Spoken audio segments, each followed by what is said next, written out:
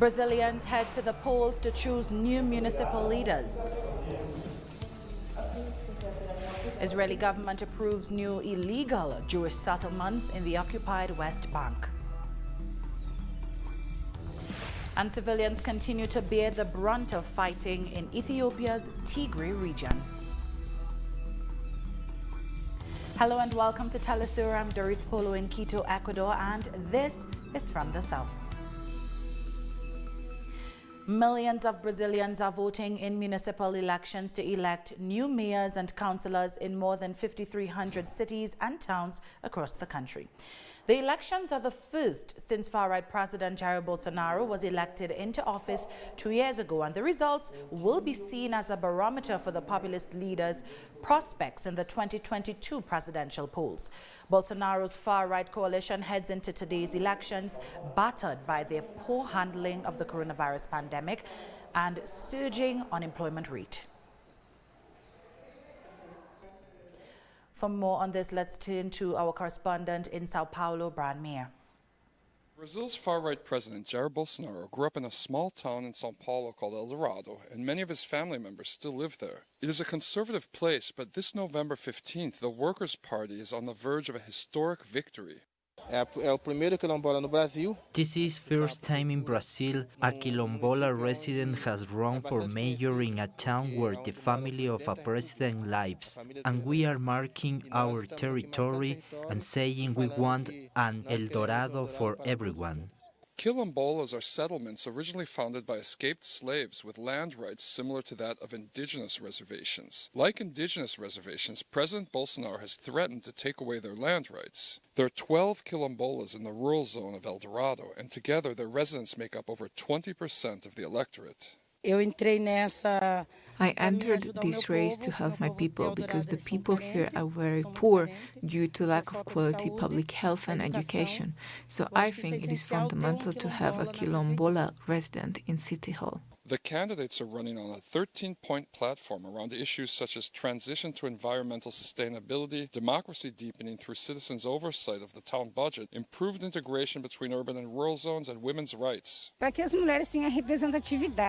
Women need representation so that they can participate in public management and fight for health, education, and women's rights. The Workers' Party candidates emphasize that they're trying to avoid polarization and will govern for all citizens. But a leftist victory of Quilombola activists in Bolsonaro's hometown would certainly be a thorn in his side. Brian Mayer, TeleSUR, El Dorado. The head of the Peruvian Congress has called for the immediate resignation of interim President Manuel Merino over the violent crackdown on protesters. Congress head Luis Valdez has also called an emergency session, and lawmakers are set to meet on Sunday in person to debate a motion to oust Merino. However, Merino has said he will not step down on Sunday, despite his own cabinet turning against him. At least 13 of Merino's ministers have already resigned. Now, this comes after thousands gathered outside the Congress building and government palace in Lima to protest ousted President Martin Vizcarra's impeachment over corruption allegations. At least 2 people have died and 60 injured during a violent police crackdown on the rally on Saturday. Authorities said 2 victims were men aged 24 and 25 who succumbed to gunshot wounds received during the demonstrations. Speaking of protests, demonstrators and police have clashed in Mexico City during a rally against the growing number of femicides in the country. Citizens gathered outside the Attorney General's office in the capital. Protesters in Mexico City also burned documents, including some related to domestic violence cases in which the perpetrators were not arrested. This follows heavy police crackdown on protesters in Cancun who had rallied following the murder of a 20-year-old woman in the tourist area. According to the UN, around 10 women are murdered every day in Mexico. In other news, the presidents of Honduras, Nicaragua and Guatemala are calling for international support and funds from the Central American Bank for Economic Integration to deal with the second major hurricane in Central America. Honduran President Juan Orlando Hernandez met with Nicaragua's President Daniel Ortega in Managua and Guatemala's President Alejandro Giammattei in Guatemala City to organize the joint response. The famous green funds on the climate have been difficult to access for Honduras in the necessary proportion. So our proposal, and I just told President Ortega, is that together we build this route to serve the entire region.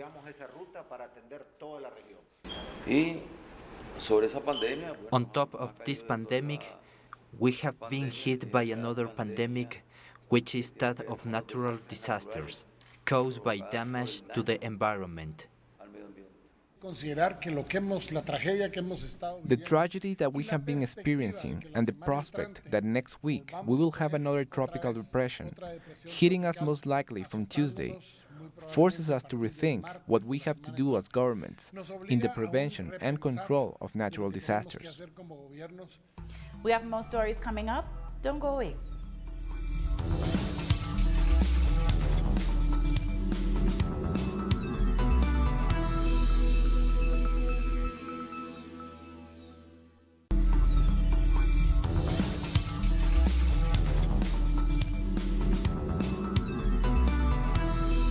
Welcome back.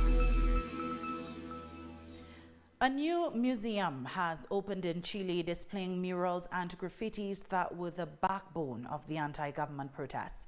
Dozens of art pieces which were created on the streets of Santiago were recreated or taken to the museum.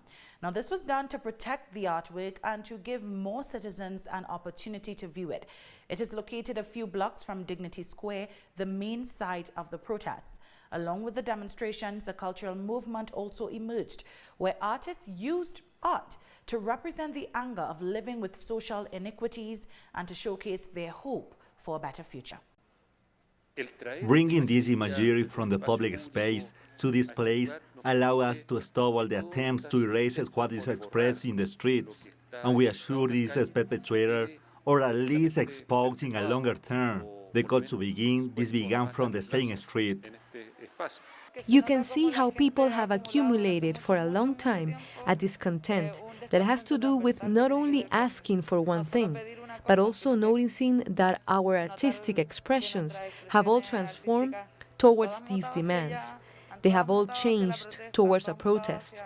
They have all changed towards showing the things that hurt us. Thousands of supporters of the Democratic Republic of Congo's ruling party, the Union for Democracy and Social Progress, have taken to the streets of the capital, Kinshasa, to express their support for President Felix Tshisekedi's plan to withdraw from the alliance with former President Joseph Kabila's Front for the Congo party. The supporters who attempted to burn an effigy of Kabila accused the former president of undermining President Tshisekedi. On the 2nd of November, Tshisekedi announced plans to reconfigure the political alliance that propelled him to power in December 2018. We are marching to support the head of state during the national consultations so that our country can change and move forward for the good of the people. The president must make decisions in favor of the population.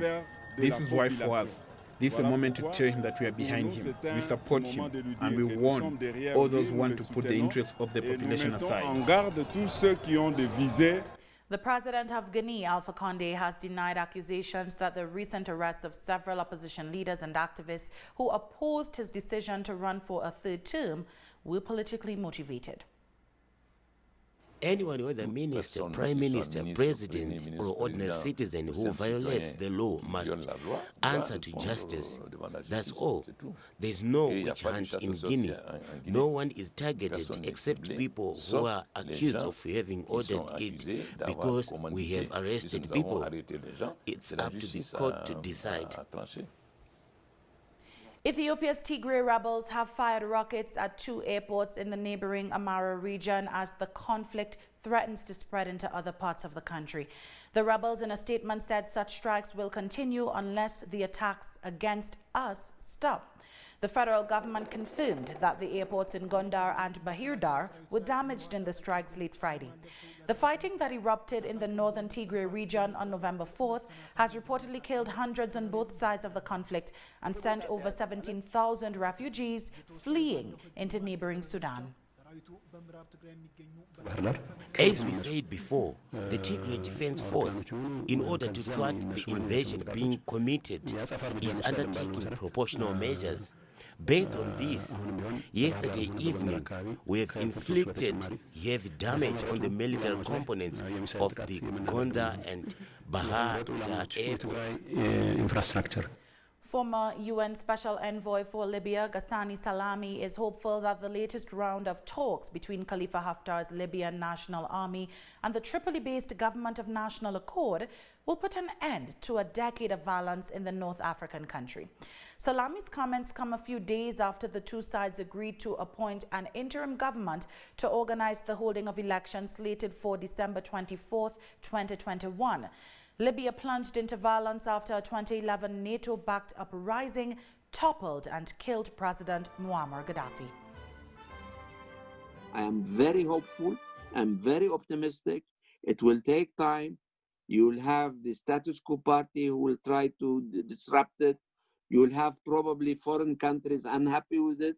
But I have never been as optimistic as I am today for the implementation of the Berlin Conference conclusions.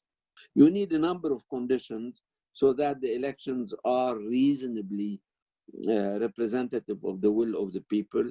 And I believe that this can be done in the next 6 or 7 months, yes. Land and air borders between Tunisia and Libya have reopened after a 7-month closure due to coronavirus restrictions. The closure at the end of March had a severe impact on trade between the two countries and left Libyans and Tunisians stranded on either side of the border. Many Tunisians travel to Libya for work, while Libyans regularly go to Tunisia for medical treatment.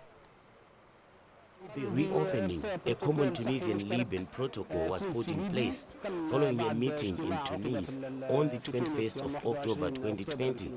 The protocol was sent in order for Tunisians and Libyans to use it when they enter or exit. To cross, the passengers should have a negative PCR test and has to quarantine for 10 days. We will be prioritizing the sick and the ones who have special cases. There is a special protocol that will be followed, and protective measures will be taken, such as wearing masks and social distancing. We're taking one last break, but stay with us.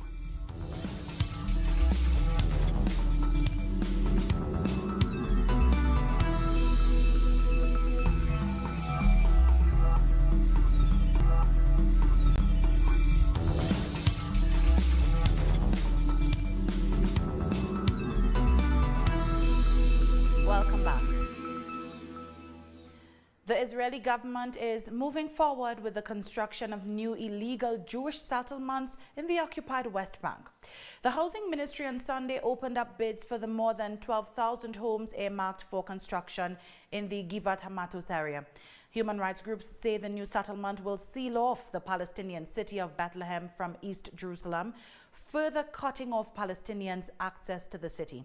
Israel's policy of settling its citizens in settlements in occupied territories and displacing local residents is in contravention of international humanitarian laws. Lebanon has announced a new 2-week lockdown after recording a surge in coronavirus infections. Under the new lockdown, people have been called to stay at home during the day unless they have been granted an exception. Only cars with certain number plates will be allowed on the roads for specific days. The first lockdown was imposed in March and was gradually lifted as summer arrived. The country has recorded more than 100,000 COVID-19 cases and almost 800 people have died from the virus. We were deployed since this morning along the seaside road near the Corniche, and we put the stripes. There was a large number of people who began to gather in the morning and we ask them to leave, as the Corniche is supposed to be closed. Over to South Asia, Pakistan's government has accused the Indian military of killing civilians living along the line of control in the Indian-controlled Kashmir territory. The Indians have again resorted to targeting innocent civilians living in Azad Jammu and Kashmir. They had an incident a couple of days back inside India. They took some casualties, and as usual, they have again tried to externalize their internal problems. They have escalated on the line of control. We have given them a very befitting reply. There have been massive losses on Indian side in men and material. But the most unfortunate part is that Indians continue to target civilian population. Pakistan is presenting this dossier to the UN, OIC, P5 countries, and others. We expect the international community to play its role for peace and stability in the region by A, compelling India to immediately halt its state sponsorship of terrorism in Pakistan, B, bring to justice all those involved in financing and supporting terrorism inside Pakistan according to relevant domestic and international laws. 10 people have been killed in Romania after a fire broke out in a hospital treating COVID-19 patients. The blaze spread through the intensive care ward designated for people with COVID-19 at the public hospital in the northern city of Piatra Neamt. 7 people have also been critically injured in the fire, which authorities say was likely triggered by a short circuit. According to officials, all of the people who died or were injured in Saturday's blaze, except one, were hospital patients.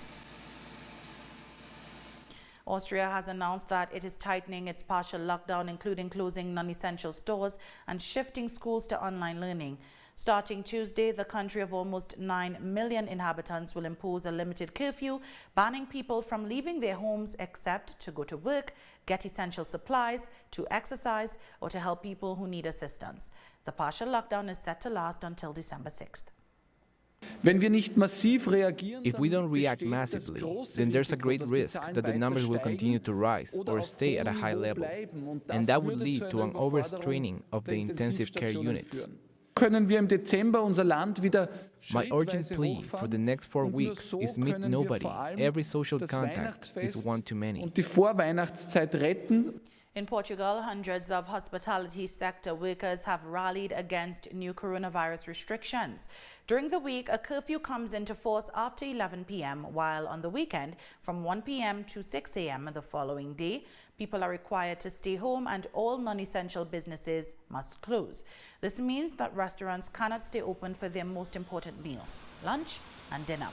Portuguese Prime Minister Antonio Costa acknowledged the huge sacrifice and impact of these measures on the sector, and the government announced financial support for all businesses.